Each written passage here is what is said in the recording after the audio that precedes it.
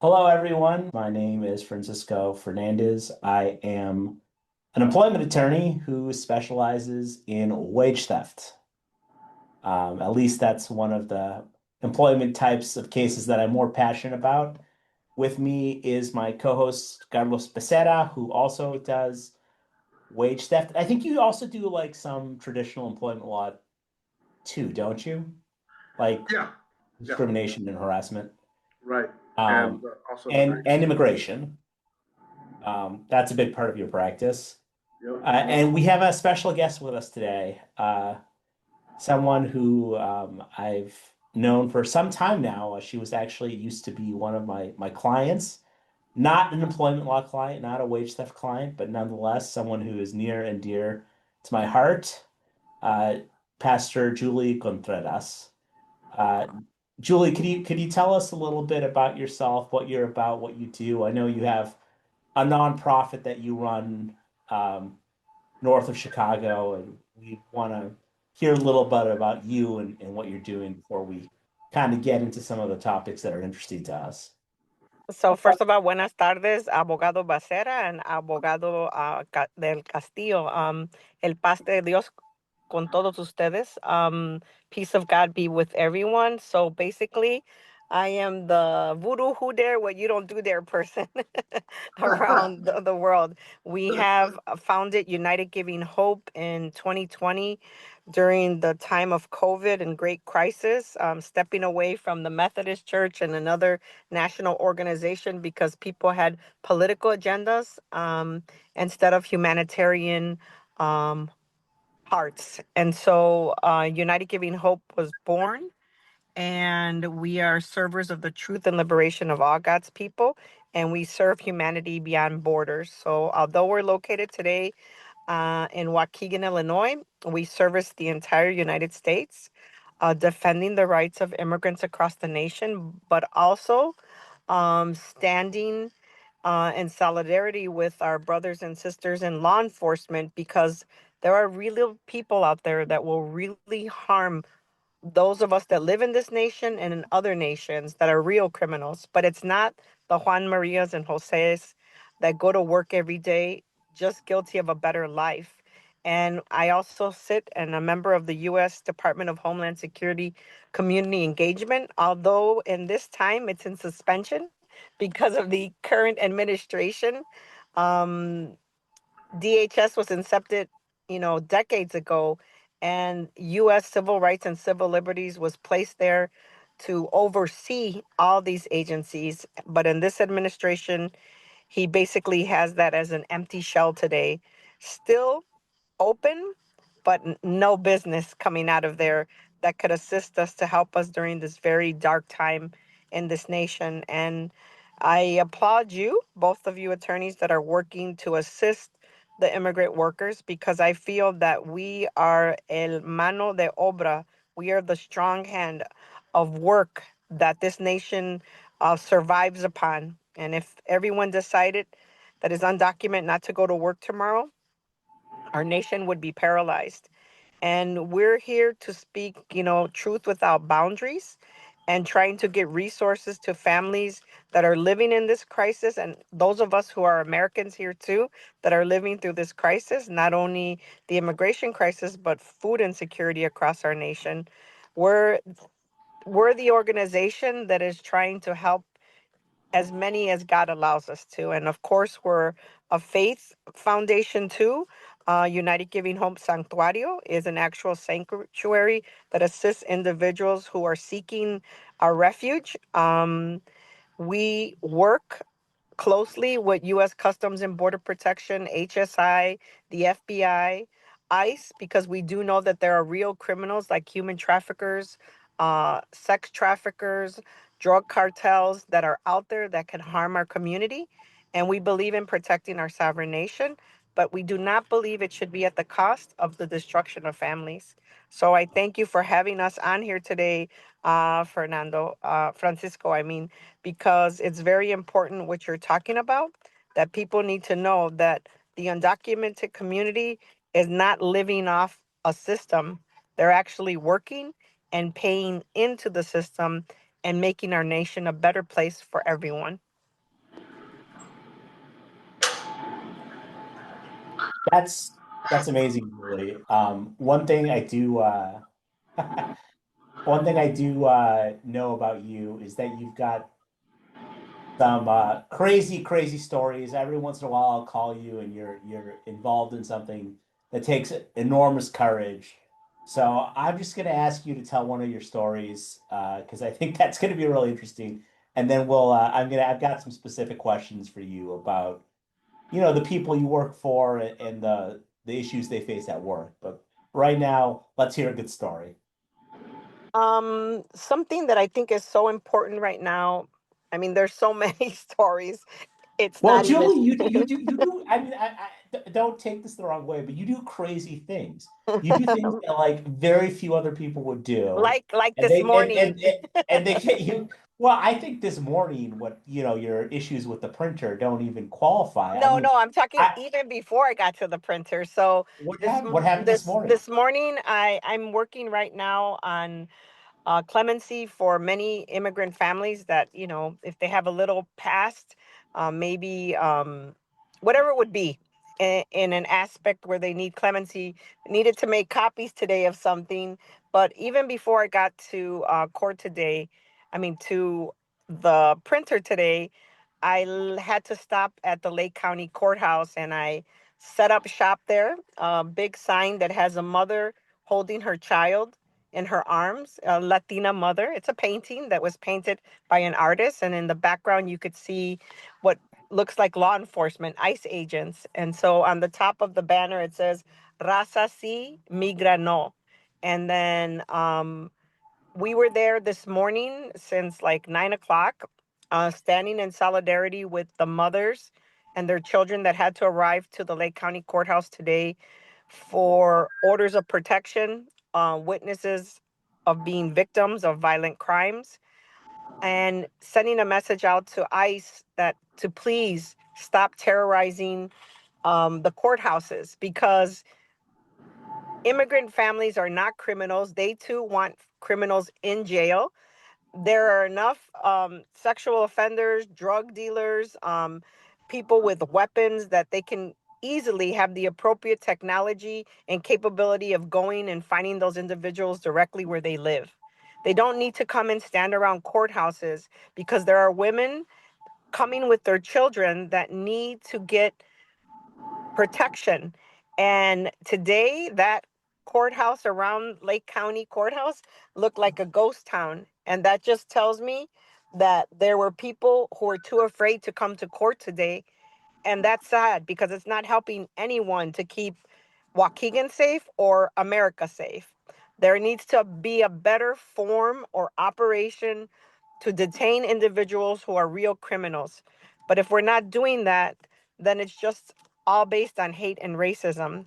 And so I think that's a little story. Well, I mean, orders. If you're talking about women going to court to get orders of protection, it seems to me you're talking about women who are dealing with a domestic violence situation.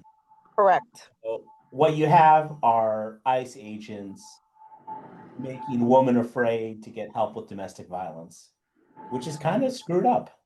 Terrorizing them, fearful. And then the bottom line is why we stood there this morning is to make sure they felt comfortable, and some of them to take them home after they came out of court, picking up their children, because they take the children into the daycare there so they can go up into the courtroom, because you can't take children into the courtroom. But if they're terrorizing our courthouses and women that are living in this reality, even men, we don't want to see those statistics of people being murdered or harmed just because our current president has this huge anti-immigrant sentiment that he has disseminated across the nation, and he's utilizing the Department of Homeland Security to do his bidding of hate and racism. It's unacceptable. And so we were out there to plea with ICE to please go and do their job. There are real criminals. We accept that. We know that. And we absolutely agree with them. But they're not the Marias and the Juanas and the Guadalupes who were trying to get to court today to get their orders of protection. That's not America. And that's not making us great ever. When there's women in our nation that are dying from domestic violence, that's a crime against all of us. Plus, you're an immigration attorney. What would you say to someone in that situation that feels like they need court intervention to help with a personal situation, but feels like they can't get it because if they go to court, they're going to get deported? I mean, the reality is that there's a lot of people in that situation, and without people like Julie, unfortunately, there's going to be a lot more, people in that situation. The An order of protection shouldn't come at a cost of, losing your ability to stay in this country. It's unfortunate, but in a lot of cases, you do need the proof, and that would be through the order of protection to kind of continue with your immigration case. Um, I believe, at least in Cook County, that the judge can order the proceedings to be done via Zoom, but still there is that issue of getting to the courthouse to file the actual order of protection that can be quite difficult for some people. I know that I have sent my assistant to accompany, people who have sought orders of protection in the past, but it's not a real solution.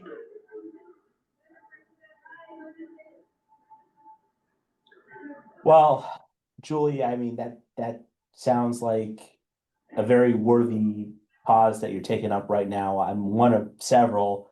But what I wanted to ask you about today, given like my particular passion and focus, is I wanted to talk to you about the ways that you've seen the people you work with and for being exploited at work.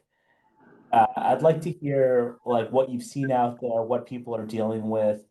And yeah, I want to hear, to the extent you're seeing it, what you're seeing in terms of employers stealing from their employees. Just recently we seen a case. A woman, she contacted me. She was 57 years old. She had been working somewhere for 20 years and they fired her, let her go. And it was identified to her because she didn't have a social security number. She had already been working there decades, and sometimes what I see a practice and pattern in not only this company but other companies, once the women or the men reach, close to 60 years of age, they just let them go as if they're disposable garbage. And that's really sad. I see that abuse. I seen that through Medline also a few years back. They were letting people go during the time of COVID or shortly after that were like 50 years and above. And they had already been working there 20, 30 years too, the individuals. And the sad part is, I go back to this place about 20 some years ago called Appetizers. It was a company that was owned, it was a kosher place, but to Hey, really, Julie, let's not name specific okay, companies. okay, but Let's it just was, we can it was, refer to companies, but let's not okay, name too many companies. okay. Well, So yeah, it was owned by a high, well-known individual through the yeah. Hines family and happened to be a Latina also too. There were 37 female workers that would work on an assembly line for pastries and hors d'oeuvres. And then they would be in like freezers. The conditions were very bad. And there were women there that were there for like 35 years. The company had just recently been sold to a corporation, and it was owned family owned before. But I distinctly remember 37 Were women. they acquired by private equity? Because that would be like consistent with everything I've seen. Is like once a company gets acquired by private equity, it becomes like a really ruthless op. I believe so. So it was a family owned company, and then it became owned by this other corporation company. And I distinctly remember the women going from like 35 years of age all the way down to 5 years, and we all met with them at Casa Slan because there were a lot of them and they supposedly had a union. And can I give my opinion about unions? I don't know if I could do that. Yes, yes, yes, Okay. definitely. So Yes. for me, unions are organized, legalized criminals, because Whoa. they do not service the undocumented. They utilize them, they take their money, but there's not a single damn union, excuse my French. I know I'm a pastor. I'll confess on Saturday, um, that has helped pay bond or attorneys or anything, but they do give to the PACs or the political campaigns, but they don't help the people that are slaving every day on their backs. And those women actually opened my road to assisting people as best I could, because labor law is not my cup of tea, because I don't feel that women or men that are working in the conditions that are inhumane, like these women, they couldn't go to the bathroom. They had to stand all day. But what impacted me, and which I never forget, an abuelita, a grandmother, she was 82 years old and she was still working there. They had no 401k, they had no medical benefits, they had nothing. So that if they needed to retire, which they couldn't, they had nothing after working 35, 40 years there. Okay. And she was a little abuelita, and they were all making, this is going back like 20 years, they were all making 8.75 an hour, all of them, including her, that she had been there. She was the longest. I want to say 40 years it was. And I said, Abuelita, her hands were deformed from the cold working in the fridge her whole life. Her name was Teresa. We called her Teresita. And I Hmm. remember getting all their information. I did an intake for them, had them sign in, and I had her hand me her IDs so that I could register and make a copy of everything. And did you know she was a Mexican that was here legally? She was a legal permanent resident. She had a card from like who, like maybe the 1800s. I'm exaggerating, but it was a very old. I had never even seen one like that. A social security card. She was 82 years old now, and she became an LPR when she was in the U.S. for 5 years after we started talking. But she led a life of pure abuse inside of the company that she worked all her life. And she had a sick child. And so every time I think and I help people, I always, because of Teresita, I ask them, show me your documents. And a lot of times I get people who are Latinos, Spanish speaking only, that do have their residency and should not have to be going through these oficinas, these offices to get jobs. Sure. Women did. But the sad part is that they had a union.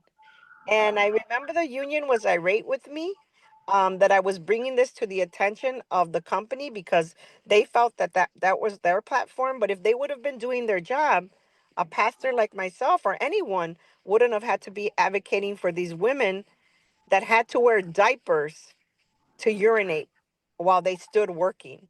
How humiliating is that? And a abuelita like Teresita, whose hands were all deformed and never looked to seek any type of help, no health care, nothing.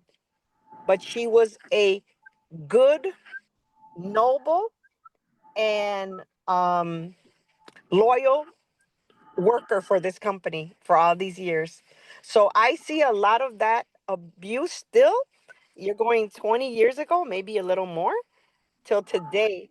We're seeing the same thing with the women, with the men that are there.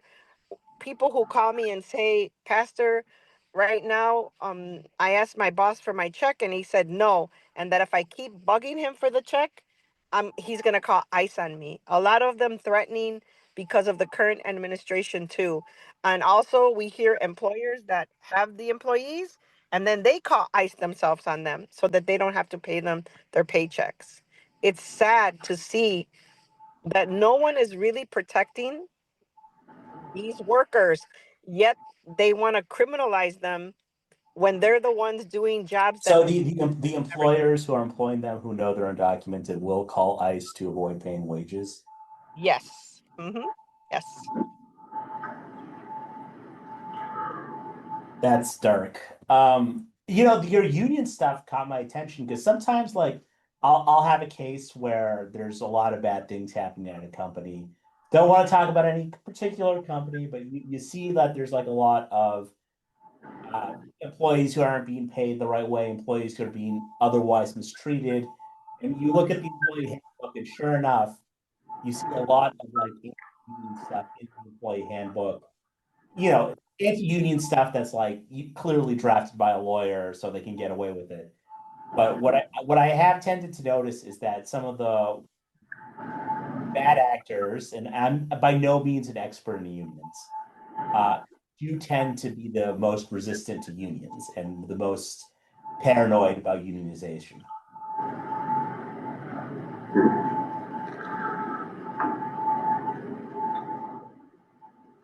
I think Um, the unions make false promises to the individuals and also limit them to really mobilize and have true rights. Because right now, a perfect example, when people, they tell me, some of them, that they belong to a union, but I still have to refer them to attorneys because the union isn't doing anything to help them. They are just utilizing them for money, living off the backs of the undocumented also. Because I think if the unions were so big and powerful, not just in their slogans, but putting their money where their mouth is, they would be helping to stop the terrorism that's happening right now because of all that money that they've collected off the backs of undocumented workers. so that's kind of really disheartening to hear. So what in your experience they haven't been effective, at least for folks who are undocumented. Nope, they have not been effective. It's lights, camera, and no action. Carlos, do you have a perspective on this? A hot take? I tend to agree with Julie. Maybe not as forcefully, but I tend to agree with Julie on the fact that I think unions don't like to deal with the immigration issue. I feel like they're a little bit more hands off. I will say this though. Uh, I think when we're dealing with the immigrant community, I feel like the abuses are sometimes kind of magnified and multiplied because of the status issues. I know, at least in my practice with my wage theft and my wage and hour cases, the like 95%, 98%, I would say, are undocumented. Um, like a large percentage of those clients are undocumented, and I believe that makes them more susceptible to these kinds of abuses because of their status. I think a lot of these employers think that they can abuse of them, they can break these laws because they don't have status. And I think on the flip side, I don't want to say that the unions are doing it on purpose or whatever, because I don't know why they don't help with the immigration issues more. But I think just the fact that they would have members who are undocumented, the lack of help is made worse, or it's more pronounced against those immigrant workers who are undocumented. But it's unfortunate that we live kind of in this society where people are going to take advantage of people on whatever basis they can take advantage of them. But I do think that immigrant workers should get more protections. It used to be the case that when an employer would threaten one of my undocumented clients, I could go back to them and say, "Hey, if immigration, or if the government were to find out that you're knowingly hiring undocumented people, you would get in more trouble. You would incur fines. I mean, some employers back in the 90s and around 2010 and stuff, they were getting fined, and some employers were even going to jail because they knowingly hired undocumented people. I don't hear about those cases anymore, about the employer facing ramifications from the government because they knowingly hired undocumented folks. And without that lever, I really do think that we're going to see even more abuses of undocumented workers. Yeah, it's a one-way street. Right, and there's no fear on the employer side. So Yeah. Unfortunately, I think it's going to get a little bit worse until it gets better. Well, mentioning that currently right now with this current administration, I do know, and plus we have now Secretary Mullen. Secretary Mullen comes from, farming too. His family too had undocumented workers. So for me, it's kind of right now. The hypocrisy is kind of out of control. Yeah, it's kind of hypocrisy, but I do know that there are significant civil fines that go all the way up to 20 some $1,000s per worker, depending on the offense and the count that they put on there and which agency is disseminating whether it's an operative or a raid. It's up to them. And like 2025, I think there was a firm or someone that was charged like $300,000 for hiring undocumented and violations. It was by ICE. So I mean, it's there, and they do it like in different offenses, but that's why we have the I-9 verification and so forth. But in the end of the day, no matter who is the president, right now, I won't say his name, a former president is putting up a museum in his honor, and that former president deported over 5 million of our families. And Julie, we all know you're talking about Barack okay, Obama. and I never voted for that president just because of that. I had personal, instance of him telling me, "You people," and we know that anyone doesn't like to be called that. And Wait, we had children. you met Barack Obama? Yes, I have met Mr. Obama. And Uh, he called you people? Yes, he said, "You people" to me and three children that were trying to hand him a packet from La Familia Latina Unida. And right now, I have here in Waukegan, Illinois, they wanted to name a school off after him. And we protested and said no, because we are never going to forget from the inception of La Familia Latina Unida, when Elvira was in the church, to the children in cages. I mean, how could an African American US president call himself a Democrat, and then millions of unaccompanied minor children that were coming, you were hurtling them into cages and not reunifying them with their parents? And till today, there are thousands of children that no one knows whatever happened to them because they did not have a system intact. They have a better system today, but it's no better than before. And the bottom line is that this fire of insecurity has been burning, and now this president is just putting more wood onto that fire, you know? And again, we still live in that reality. And again, if all the undocumented decided not to go to work tomorrow, they would be paralyzed. But for me, it's important for attorneys like you, Mr. Becerra, attorneys like you, Francisco, to be out there so that we can teach our community, educate them, to empower them so that they can defend themselves and their families by suing these companies for abuses within the rule of law in our nation. Well, we've been talking about some dark stuff.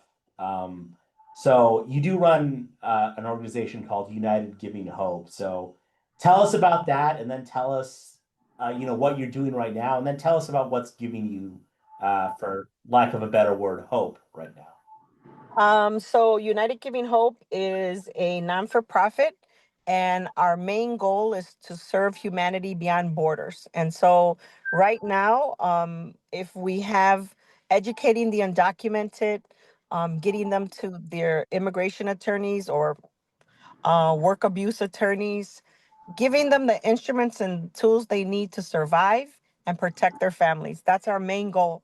But one of our biggest goals today is the humanitarian intervention. We have fathers being detained and deported, mothers. We assist the rest of the family if they choose to be repatriated out of this nation in a respectable and dignified manner to be reunified. We accept unaccompanied minors till today and reunify them with their parents or family members.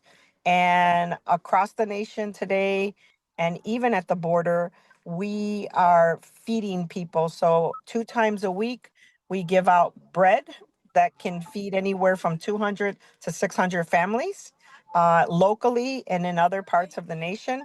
But we also have our partnerships with U.S. Customs and Border Protection, U.S. HSI, U.S. Immigration Customs Enforcement, to identify criminals that are causing harm, trafficking. We work with a lot of human trafficking victims to make sure that those criminals are held accountable for the harm. We have a lot of missing migrants that were contacted from across the nation for their loved ones that come across in an illegal format with traffickers that leave them to die. The elements take them. It's not an easy journey, and even less when criminal entities like traffickers, human traffickers, don't care about the human life. And so for us, working with U.S. Customs and Border Protection and Border Patrol in the Missing Migrant Program, that's extremely important. And 9 out of 10 times, unfortunately, it's not the human being that we can help save. It's acquiring the body for their family members. And, advocating social justice here at a local level, stopping the gun violence across the nation. And we are pastors. On Sundays, we do have a church service. I was born and raised a Roman Catholic, and I have a devout belief in our Virgen de Guadalupe. And I'm a non-denominational Christian today in the mannerism that we practice through United Giving Hope Sanctuary. And the Virgencita's right there. And no matter where we go or what we do, we have prayer vigils because I believe, as a Christian, and I'm not the kind of pastor that tells you God is good, Jesus loves you. I walk in the mud and I stick my hands in the mud the way I believe Jesus Christ did. And the last time I read about him in the Bible in a church, he was flipping tables. So we're the living church, and we try to do as much as we can where God permits it, donde Dios los permita. And of course, always seeking disciples of Jesus Christ, because I think the hope I have, Francisco, is that I know that God is good and he exists, and I believe that if we put him first, anything is possible. And our world and our youth have lost that. Where we grew up reading our holy Bibles, they're Googling things. So I think keeping faith and hope alive, because if we have faith like a mustard seed, right, we can move mountains, but we can also move governments. And President Donald Trump can say and do whatever he wants, but when he leaves this earth, he will take nothing with him, and he should hope and pray that what he does here on this earth is he's going to be judged by the judge of all judges, right? And he should do better, because if he is a smart businessman, he needs to know terrorizing people is not a good business thing to do. But also, if he's filled with the demon of hate and racism, um, that is a spiritual warfare. And so people need to have faith in God. They need to read the Bible. They need to believe. But God can only help you do that, and you need to seek him out. And for me, God is the judge of all judges, and Jesus is our attorney every day, just like you, Mr. Becerra, are, and you, Mr. Castillo. So I think that our work every day it's different. We never know what we're going to wake up to, but we do our best and we leave the rest to the man upstairs to guide us and to give us strength to continue our journey, but to also educate our youth so that we could pass the baton on when we leave this earth, because we all leave one day. That's amazing, Julie. I also think it's a good note to end on. Thank you so much for being here. Thank you both. And God bless you. Mhm. Thank you, real Pastor. quick, if you Appreciate want you. to tell people how to help your, oh, she's gone. Well, I'll ask her after the fact, and if people want to help out with her nonprofit or donate money or their time, we'll leave people a link so they can know how to do that. Put it in the show notes. In the show notes, exactly. All right. Bye-bye, Francisco. Bye bye, Carlos.